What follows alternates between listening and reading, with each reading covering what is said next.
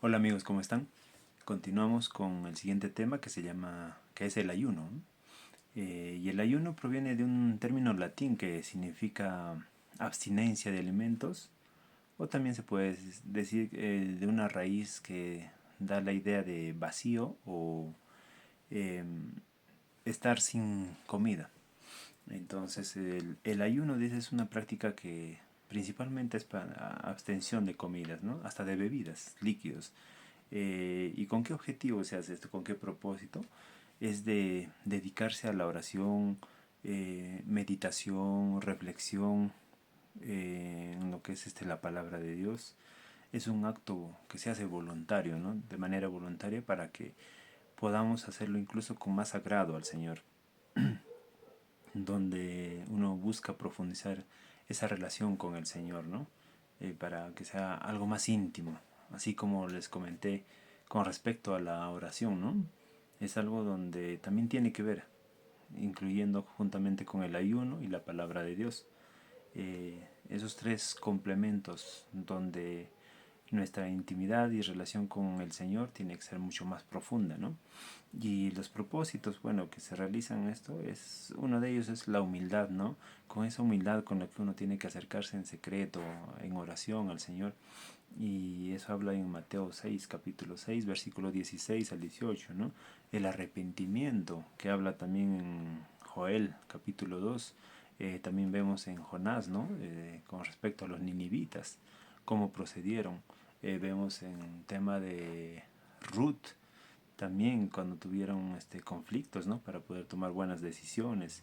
En Nehemías vemos en el capítulo 9 también para poder tomar las decisiones correctas, y a la vez también para poder tener una dirección divina de parte correcta y de parte de Dios en Hechos 13, ¿no? Capítulo 2, cuando tiene que ser escogido Pablo y Bernabé.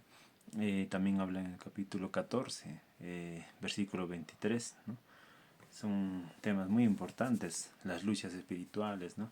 Que hablan Marcos 9. También con respecto al crecimiento de la fe podemos incluso tomar lo que es 1 Corintios 9, eh, y así, ¿no? Entonces hay varios propósitos por los cuales se realizaba el ayuno. Y todo esto con el fin de que nuestra, nuestra persona, nuestro yo, el hombre, se someta al Señor, ¿no? En ese sometimiento, en esa humillación, por decirlo así, buscar ser obedientes al Señor y a su palabra, es donde el Espíritu Santo va a obrar en nosotros. Entonces, al obrar en nosotros, eso va a hacer que el Espíritu Santo fluya con más poder en nosotros, ¿no? Vemos eso cuando Gálatas capítulo 5, ¿no? Dice que, y Romanos 8 habla, ¿no? De que debemos morir las obras de la carne, ¿no? Porque el Espíritu nos produce vida, ¿no? Y más de lo contrario sería la muerte. Entonces, recuerden Gálatas capítulo 5 y Romanos capítulo 8, les doy ciertas pautas para que lo puedan estudiar. Y cómo es que el Señor se agrada en todas estas cosas, ¿no? Él se agrada en que nosotros practiquemos todas estas cosas, pero con un corazón sincero, con un corazón humilde ante Él, ¿no? Para que todas estas cosas produzcan incluso en nosotros, ¿no? Unos frutos de madurez en el ámbito espiritual, para que todas estas cosas fluyan, ¿no? De manera mucho más transparente en nuestra vida espiritual. Y también en las luchas espirituales, como les dije, el enemigo no va a tener de qué agarrarse cuando nosotros nos sometemos al Señor, ¿no? Dice que nosotros debemos someternos al Señor y el enemigo va a huir de nosotros, ¿no? Entonces, también el otro tema es en el capítulo 19 de Lucas, que también habla, ¿no? De estas cosas que habían ocurrido con respecto a las cosas, perdón, el capítulo 18 de Lucas, ¿no? Cuando dice, había un hombre que dice ayunaba incluso 2 veces a la semana. Entonces es una práctica que debe volverse muy común en nosotros, ¿no? Muy común en el sentido de que debe ser constante, ¿no? Así como la oración, la meditación de la palabra, pero no hacerlo por rutina, no hacerlo por simplemente seguir una línea de rutina, como les digo, ¿no? De costumbre, sino hacerlo de corazón, ¿no? Que sea parte de nuestras vidas, ¿no?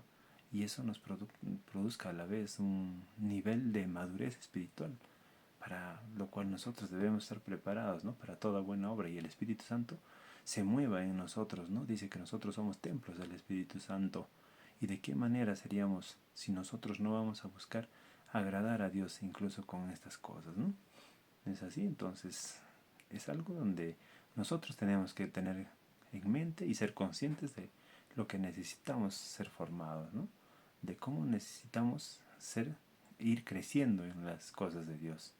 Entonces tenemos la palabra de Dios, tenemos la oración, también tenemos el ayuno, todas estas cosas para edificación de nuestras vidas. Dios los bendiga.